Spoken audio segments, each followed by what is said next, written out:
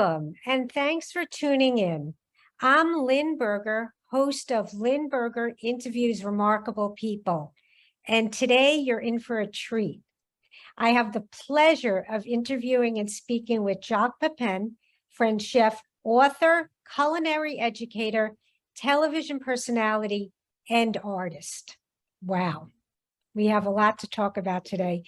And later on, we're going to speak about your new book, The Art of the Chicken. So can you take us back to your earlier years and tell us where this all began? My God, my earlier years at my age was during the Second World War, in France, and certainly I was born in a family where my mother was a cook, my father was a cabinet maker by trade, and so I don't know. From age 6, 7, I was in the kitchen, certainly with my brother, helping, doing one thing or another, and. At that time, life was pretty tough because of the war, and so my mother was a very miserly cook, and that's probably where I got it from. But by the time I got to be 13, I finished primary school and entered apprenticeship, formally left home and so forth. So that's over 70 years ago. So it's a long time for being in the kitchen. So then when you left home, tell us a little bit about your career progression, if you don't mind. Well, the apprenticeship at that time was a 3 years apprenticeship in a restaurant, which was an hotel restaurant there, which was pretty famous at the time. And so I did that those 3 years before starting getting on the road, working in other restaurants in different parts of France, finishing in Paris. But life was, as I say, quite different. And at that time, the idea in the kitchen was to conform. You work somewhere and you listen to what people do. You say, yes, chef, and you conform and do whatever is done there. There was not much space for creation or interpretation as it is now. So it was a different way of learning. And certainly the learning had to do with a great deal of repeat, so that the technique themselves became part of your DNA and so forth. So,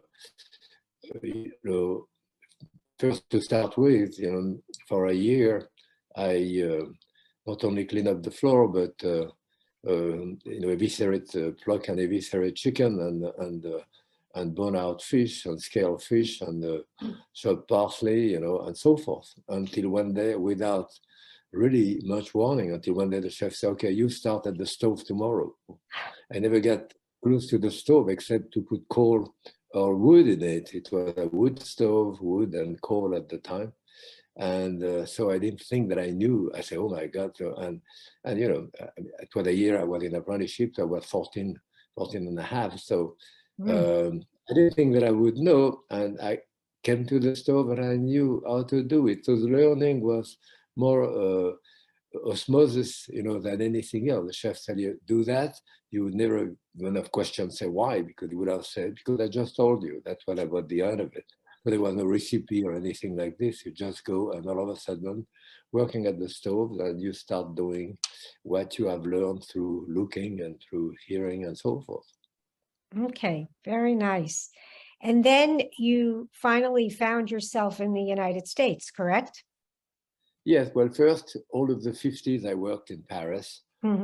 Some of the greatest restaurants in Paris, from Plaza Athénée, Maxime, Fouquet's, and eventually became the chef to the president in France. Yes. At that time. And yes, in 1959, I decided I wanted to come to the US. And at that time, the limit was very easy. I mean, for a Frenchman, because there was a certain amount of departure, or which was given, a year, and they never really filled the quota in France. It changed in the 70s after. So within a couple of weeks, 2-3 weeks, I had my green card or degree to come to the US, and I came on a student boat actually from Le Havre in Paris up to Montreal and to Quebec actually, and then I took the train to Montreal and New York. That's how I arrived in New York, and my idea was to come to the US for a year, maybe 2 years, learn the language, and go back, because most people who come to the US come because of mostly economic reason, to get a better life, or political reason, or religious reason, or one of those things. And I didn't have any of this. I was doing great in Paris. My parents had a restaurant. So I came for a year, and I'm here over 60 years later. So Yes, and tell us about when you got here and you started working for Howard Johnson's. I started working at the Pavilion first. The Pavilion was probably considered the greatest French restaurant in America at the time. It was, and I worked there with Pierre Frenet, was the executive chef. And at some point, because of disagreement with the owner and so forth, Pierre left and went to work for Howard Johnson, who was a client, a regular of the Pavilion. And he asked me to come and work with him. So that was the early 60s. And coincidentally, at that time, I was offered the job at the White House for Kennedy, but Yes, I went to Howard Johnson. that's a very interesting move you made, correct? Not really, not in the context of the time. You have to look at it in the context of the time. At that time, certainly I worked for 2 years for the president in France, and I served people like Eisenhower, Nehru, Tito, the head of state at the time. Not anyone ever would have called you in the dining room for kudo. Not anyone would have come. No, television barely existed, but we never have an interview or a newspaper, magazine, radio. The cook was in the kitchen, and that was the end of it. If anyone come into the kitchen, probably to complain about one thing or another. So there was nothing approaching the way it is now, looking chef. Any good mother at the time would have her child marrying a lawyer or a doctor, certainly not a cook. So it was a different world. So you have to look at it in that context. When I was asked to go to the White House, I didn't realize the potential and so forth, because I said cook at the time was nothing at all. So it was a different world. Well, you've surely changed that. And in so many different ways, and we'll get to that. So tell us a little bit about, you spent some years at Columbia University, correct? Yes, quite a few years actually. As I said, I left school when I was 13. So I asked someone, I want to improve my English. I'm in New York. They said, well, you got to go Columbia University, the best school of course, I'd never heard of. I went there, and within 3 weeks after I was here, I was enrolled at Columbia English for foreign students, I guess. And I did that for a couple of years, and eventually got to English for freshmen, whatever it was. And then after, I forget exactly how I did it, but work out to get into a validation program, because I never went to high school, which I had to do within a couple of years with certain different classes that I had to take. And when that was finished, then I was eventually accepted and went on and did a BA and a master eventually, and I was doing actually a PhD. And so from 1959 to 73, I was working, but at night I was going to Columbia. So that was a long, long time. Yes, and you say those were wonderful years, right? Yes, absolutely. It did change my life to a certain extent. I'm sure. It's so beautiful up there. And then you did so much after Columbia. Would you like to tell us a little bit right after that, what you ended up doing? From 1960 to 1970, Yeah. for 10 years. And I opened a restaurant on Fifth Avenue called La Potagerie in 1970 when I left, with large production of soup and so forth. I also opened the World Trade Center a couple of years later. I set up the commissary where we could feed over 30,000 people. I was a consultant for the Russian Tea Room. I'm saying those things to tell you that as a chef, as a French chef, I would never have been able to do any of those jobs if I hadn't had the training of Howard Johnson in terms of Mm-hmm. mass production, marketing, mass production, and so forth. So my time at Howard Johnson was very worthwhile, you know. Oh, it sounds like it was for sure. And I want to spend some time today talking about your art because you wrote this wonderful book, The Art of the Chicken, and I was privileged to see your artwork in Madison, Connecticut. And I don't know how many people realize how successful and talented you are as an artist. When Well, did you start painting? that's thanks to my friend Tom Hopkins, who lives in town here, Mm-hmm. and decided, he's a friend for 40 years. He's my photographer for many of my book. We've done almost 300 Facebook video in the last couple of years of the pandemic, and he's the one who did all of this. And he's the one who decided about 6, 7 years ago, whenever, say, I'm going to do an art site for you to stress. So I don't, you know, I was giving my stuff at that time. And yeah, it's been very successful. It was kind of amazing. What happened is that I was married for 54 years. And when people came to the house, I usually wrote the menu. My wife and I wrote the menu, whatever guest we had, and they signed on the other page, and we put the label of the wine there, we did, and so forth. So this is a whole, I have 12 thick book of menu for over half a century. So that's my whole life in those menus. And I realized that I was illustrating those menus and very often with chicken and so forth. So I started doing more chicken. And actually, when I was at Columbia, I took a couple of classes, one in drawing and one in sculpture, I believe.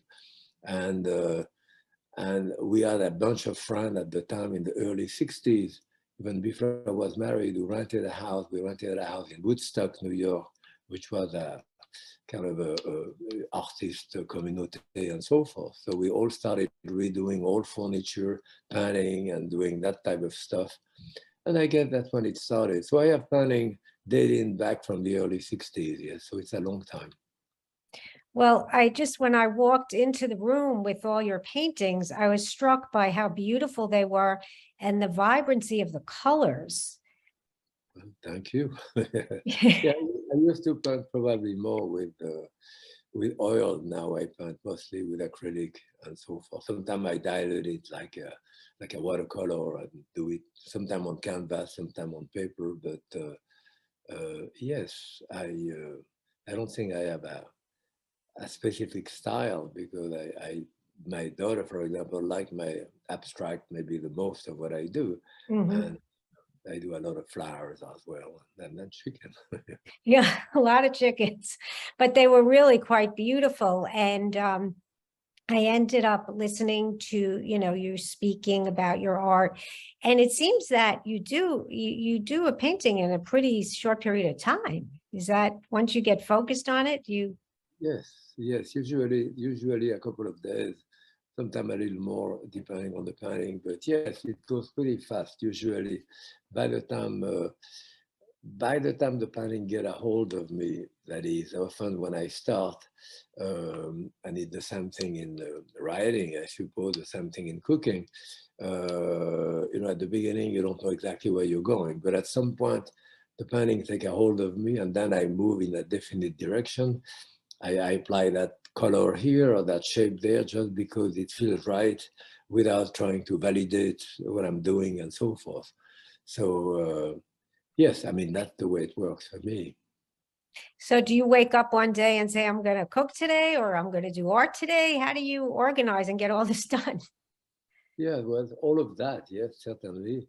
Nice. Or I have friends for dinner, or I have my daughter coming, or whatever. So I say, what am I going to cook?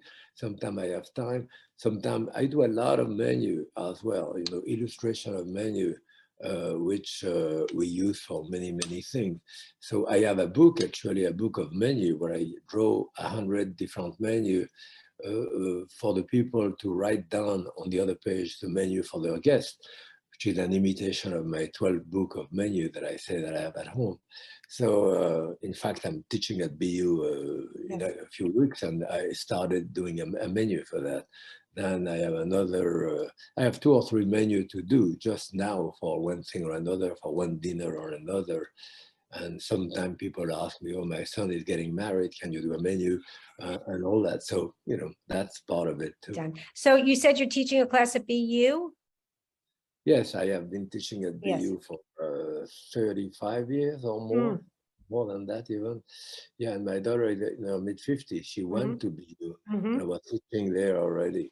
And now my granddaughter started at BU a few weeks ago. So, and I'll be teaching there next month, yes.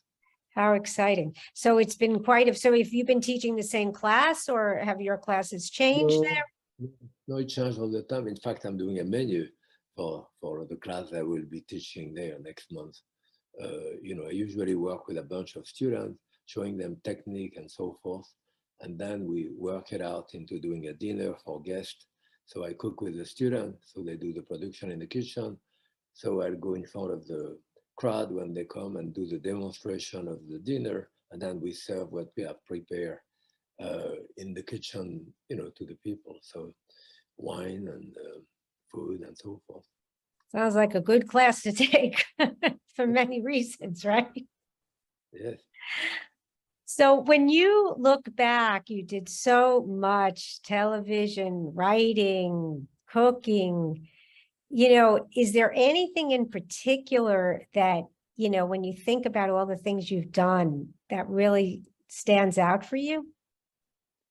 Not really. I mean, one are different than the other. As I said, I'm very lucky to have my friend Tom Hopkins, who did my art site here.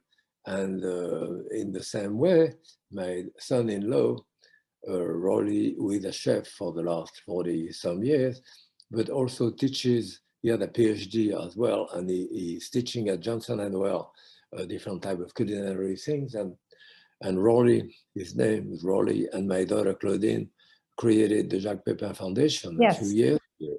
So that has been very rewarding too, very good, and I'm quite involved in it. In fact, when I'm at BU next month, the last morning I will do something for Community Kitchen there, something that we taped related to the foundation that I do. So it's another project that I'm very proud of and very, you know, thankful for my son-in-law and daughter to have created a project. So this foundation, the purpose of the foundation is to, can you share with us? Well, I have done 13 series of 26 shows, you know, at KQ, the PBS station, so it's 100 show. And my son-in-law, with the foundation, trying to catalog those things on Instagram and all that, to extrapolate technique, to put them. So he's been working on that for years. And so he told me at some point, a number of years ago, you've been teaching all your life different classes. Who would you like to teach now? So I thought maybe I'd like to teach people who have been a bit disenfranchised by life, like people who come out of jail, former drug addict, homeless people, and even veterans. So there is different organizations who do that. So we work in conjunction with Community Kitchen all over the country to raise money for them and supply them money and give them video and book and stuff like that to teach people like this how to reintegrate the workforce. You know, within a few weeks, you know, you learn in the kitchen, you know enough to peel potato and wash salad and do that. So you start, and then you go up the ladder by yourself. You go there, and within a few years, you can kind of redo your life and you know, get a good job. And so it's and we need people like that in the kitchen. So it's something which has been rewarding as well. Oh, it sounds incredibly rewarding and lucky and fortunate for the people that get to participate in that. Right. I mean, the Jacques Pepin Foundation, you can find that on the, you know, on the internet and so forth. In addition to this, in the last couple of years, because of the pandemic, then we could not do as many fundraising that we've been doing before. So my son-in-law had the idea of asking all of the known chefs to send a video of a recipe, a video to give to the foundation for us. And he started with, I mean, Jose Andres, Andrew Zimmer, I mean, Martha Stewart, Rachel Ray, I mean, you name it. He asked 50 chefs, everyone said yes. So he asked 50 more, everyone said yes. And he asked 50 more, yes. Now he asked 50 more, we're on the 200 now. Oh, Of basically all the chefs known in the US, and you can go on the foundation and get them either by recipe or by name or by style. You will have that, and to join the foundation for young chef, I think it's like $30 or $40 or whatever. So it's very inexpensive, and you have access to all of that material. no, it's very impressive. I mean, the fact that you could do that, it must be incredibly satisfying. So when you, yeah, right, you know, at this point. Of those chefs to have given their time and their thing to me, you know, so that's good, yes. Yeah, no, that was very wonderful to learn about. And when you speak with young chefs, what is your advice? How to get started? How do you recommend? Well, What do you again, recommend? now, as I said, during my time, the cook was in the kitchen and to conform, so there was no celebrity cook. It didn't really exist. So you would not go into that business to become famous because now it is different. I mean, a lot of chefs want to get into this, and within 6 months they want to be Bobby Flay or whatever and being on television too. Mhm. And it really doesn't happen that way.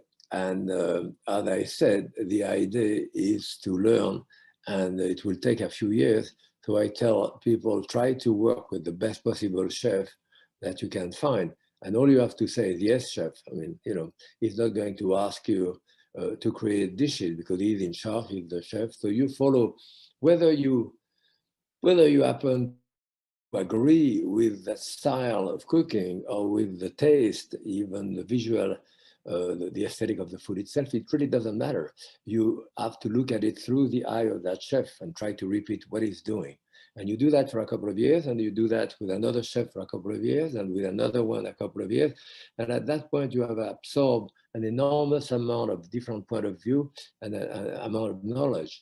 So at some point, you kind of give it back, and now you filter it through your own sense of aesthetic, sense of taste, and you start doing your own stuff, but not after 3 months in the kitchen. Well, you know, people see you and they want all that you did and, you know, to be on TV and to, you know, but you work very hard to get that to happen. Yes, and you know, nothing of that was supposed to happen. Television did not exist and all that. I mean, when I came to this country too, and you know, I met Julia Child in 1960, just after I came here. And again, she just came from France actually. When we first met, we spoke French. Her French was better than my English. And so at that point, she hadn't written any book. She hadn't been the food editor of any magazine too. So she was kind of unknown at that point. And when she started on television after, she changed the whole concept and the whole idea and became, you know, very famous as she is.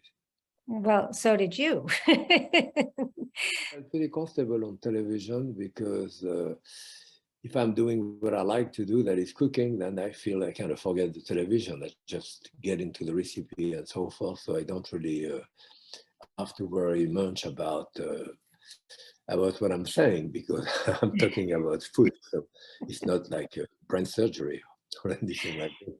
Well, for some people that don't cook, it's brain surgery. For you, it's not brain surgery, right? Oh, no. Right. So anything else you'd like to share with your background and your love for food and art and any You know, advice?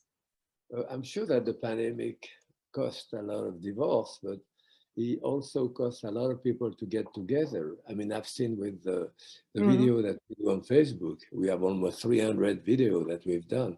And it does bring a lot of people together. And that's a great thing, you know. I mean, when Claudine was a year and a half old, that my daughter, she's mid-50 now, I have her stir the pot, you know, hold her too, so that she made it, so she would eat it. Likewise, I work with my granddaughter, when she was small, she sit next to me or stand next to me at the stove, and I say, give me a salad, give me that, is it clean, is it not? Go to the garden, get parsley and all that. Parsley, the child tastes it, this is tarragon, and go to the market with me. I say, get me some tomato, make sure they are ripe. Did you smell them, or the pear? So, get involved into this other child, and then that of course produce a background onto which you can have discussion. And of course, not only the cooking, but then sitting down and the sharing of the food. There is nothing maybe that the ultimate things of what civilization is, to cook for someone. It's a great deal of love that you give, and to share the food. There is maybe that the more civilized thing that we can do, and that's why politicians should do more dinner and more sitting around the table. Because even if you disagree at that point, usually it doesn't get too bad yelling at all when you Very, share enough wine and food, together. So yes, you speak about that as the great equalizer. yes, absolutely, yes. Everybody loves a good meal, right? Sure, and you're invited, and there is 8 people around the table. You don't know those people. You may be next to the governor of Connecticut, and the other side, the guy, the dishwasher at the restaurant across the street. Doesn't really matter at that point. Well, this has been such a treat for me. I want to thank you so much for giving me your time today and getting to meet you. And through getting ready for this interview, I learned a lot about your background and who you are. And I think a lot of people are very grateful for all the work you've done. So thank you. Thank you very much, and happy cooking.